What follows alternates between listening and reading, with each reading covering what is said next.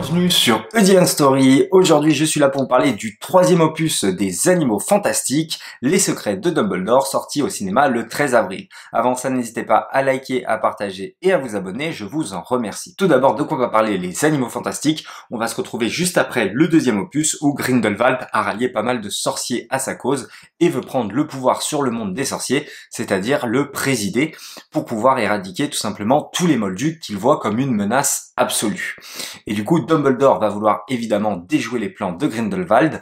Il va rassembler une équipe où il va nommer pour chef Norbert Dragono. Norbert Dragono qui est le personnage principal de la trilogie des Animaux Fantastiques, qui est toujours joué par Eddie Redmayne, qui est un excellent acteur. Je vous invite à aller voir son film sur Stephen Hawking, une fabuleuse histoire d'un temps, ou une merveilleuse histoire d'un temps, je me rappelle plus. En tout cas, les larmes sont garanties avec ce film. C'est vraiment un excellent acteur, donc je vous invite vraiment à aller le voir.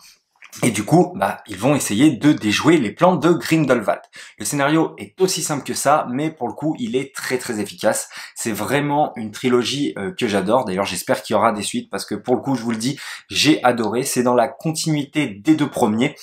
C'est-à-dire que déjà, on n'a pas un méchant machiavélique qui veut absolument détruire le monde. Non, il est beaucoup plus travaillé que ça, je trouve. D'ailleurs, le méchant, l'acteur a changé. Ce n'est plus Johnny Depp, parce que Johnny Depp est en procès avec son ex-femme. Il a été remplacé par Mads Mikkelsen. Vous me direz, on n'a pas vraiment perdu au change. Je trouve Mads Mikkelsen, très très efficace. Et pour le coup, il est dans la continuité de ce que c'est Johnny Depp, c'est-à-dire il n'est pas dans le surjeu. Il n'est pas là en mode machiavélique, en train de rigoler. Non, non. Il est vraiment sur la réserve, et donc ça, je trouve ça très très efficace. Et du coup, on n'a pas un méchant qui veut détruire le monde, mais non, on a un méchant qui a une vraie réflexion et qui a peur pour les siens, qui a envie de les protéger, et ça passe par le biais d'éradiquer malheureusement les moldus. D'ailleurs, on a un vrai reflet de la société d'aujourd'hui, notamment aussi de la société d'avant sur la Seconde Guerre mondiale et Adolf Hitler. Ça c'est, ça se voit, c'est flagrant. Mais aussi, des fois, par moment, il y a un autre personnage. J'ai l'impression que c'est Poutine, le gars. Par moment, on est vraiment dans la société actuelle, et on est aussi nous, dans les élections entre Macron et Le Pen. Et c'est vrai que ça nous le rappelle vraiment constamment. On est aux portes du danger et de la limite. Et ça, c'est vraiment intéressant de ce côté-là. Et ensuite, on va garder toutes les intrigues un petit peu amoureuses qui faisaient, je trouve, le charme de cette saga. Donc on va continuer de développer ces amourettes, notamment d'en savoir un petit peu plus sur la relation Dumbledore-Grindelwald, qui est une relation gay, je le rappelle, qui est assez intéressant et pas forcée, je trouve. Donc ça, c'est vraiment cool aussi. Et on a donc pour le coup, par contre, celle de Norbert est laissée de côté. D'ailleurs, je me demande pourquoi, j'arrive pas à savoir. Alors peut-être que vous pouvez me le préciser dans les commentaires, parce que c'était vraiment bien développé dans le 2, justement, avec ce héros qui veut pourchasser, qui pourchasse sa bien-aimée, en fait, qui veut la rattraper. Ça, c'était plutôt intéressant. Et là, pour le coup, elle n'est pas du tout là. Par contre, on a Jacob, qui est toujours joué par le même acteur, qui est toujours un peu le gag du film, un petit peu, bien que là il est un peu plus intéressant, son personnage, notamment parce qu'il veut rattraper sa sorcière bien-aimée. Deux c'est assez intéressant, la sorcière qui est rangée du côté de Grindelwald, qui veut éradiquer les moldus alors qu'elle est amoureuse d'un moldu, et ça ces deux relations marchent très très bien, ils veulent absolument se réunir. D'ailleurs c'est assez intéressant parce que Dumbledore va lui donner une baguette à ce fameux moldu. Qu'est-ce qu'il va en faire? Ça aussi c'est assez intéressant de le savoir quand il va la récupérer. C'est quelque chose qu'on voyait dans la bande-annonce. On se disait, oulala, mais comment il va gérer ça? Donc ça, c'est plutôt malin, mais surtout, leur relation est très très bien développée. Et j'ai vraiment adoré ce point-là. Et surtout, notre personnage principal, comme je disais, il joue très très bien. Et en plus de ça, il est plutôt toujours sur la réserve. C'est plutôt un héros toujours timide, qui... C'est pas le héros classique en fait, c'est vraiment un héros qu'on n'a jamais vu pour moi au cinéma, où il joue sur sa timidité, et ça en plus il le joue très bien l'acteur, donc pour ça bravo. On retrouve à la réalisation toujours David Yates. Maintenant je trouve que c'est un grand habitué justement de Harry Potter, il est là depuis Harry Potter 5 dans mes souvenirs, donc ça date quand même maintenant, et je trouve qu'il sait y faire en termes de magie, il nous le vend vraiment bien, donc voilà. Il y a aussi pas mal de références à Harry Potter pour le coup, dans celui-là bien plus que les autres peut-être.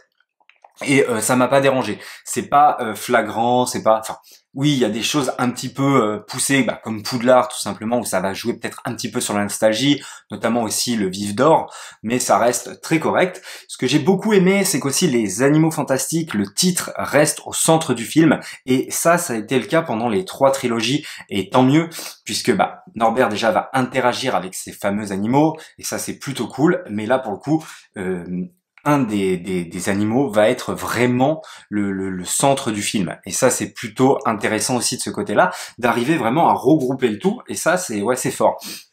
Aussi, il y a de l'humour, oui, mais c'est vraiment bien dosé. Il y a de l'humour quand il en faut, et quand elle arrive, elle est vraiment très très efficace, cet humour. La musique aussi est très très forte.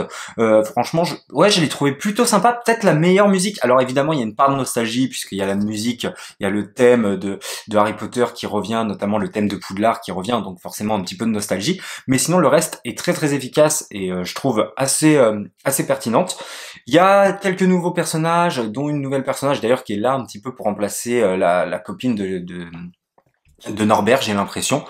Mais bon, c'est pas non plus le personnage qu'on tient. Par contre, le frère de Norbert, c'est un petit peu dommage, parce que finalement, j'ai pas l'impression qu'il a tant évolué que ça, alors que dans le deuxième opus, il perdait sa copine, à cause de Grindelwald. Alors oui, il va le pourchasser, mais on sent pas plus une haine envers lui, et ça aurait pu être un peu plus développé. J'ai adoré le climax de fin, sans spoiler, mais franchement, il est magnifique, la scène est de toute beauté, donc voilà, j'en ai pris plein la gueule, c'est un blockbuster que j'ai adoré, je lui mets 4 sur 5 sans hésiter, et d'ailleurs ça a été ma première séance 4DX, alors c'est cher la 4DX, c'était 20 €, j'ai payé 20 €, donc c'est assez cher. Je pense que c'est à faire une fois, ça devient vite lassant, le film il durait quand même 2h20, au bout de 2 heures, bon, on commence un petit peu à en avoir marre, mais pour le coup quand même, je pensais pas que ça bougeait autant, il y a l'air, il y a les fauteuils qui bougent assez fort, etc., donc ça marche assez bien, puis c'est très très bien calé avec le film, et tant mieux, pour le prix qu'on paye, c'est quand même la moindre des choses, mais ça marche très très bien. Je vais pas spoiler, je vais pas rentrer dans les spoilers. Ce que je peux vous dire aussi, un petit peu décevant, c'est que les secrets révélés sur Dumbledore ne sont pas non plus, waouh, on va pas tomber par terre, non. Mais dans tous les cas, ça reste un film pour moi très très efficace, une trilogie très très efficace. Normalement, c'est prévu en 5 films, enfin en tout cas, c'était prévu en 5 films. Est-ce qu'il y aura les 2 autres films? Je ne sais pas. En tout cas, je l'espère fortement. J'espère que les gens ont été en salle.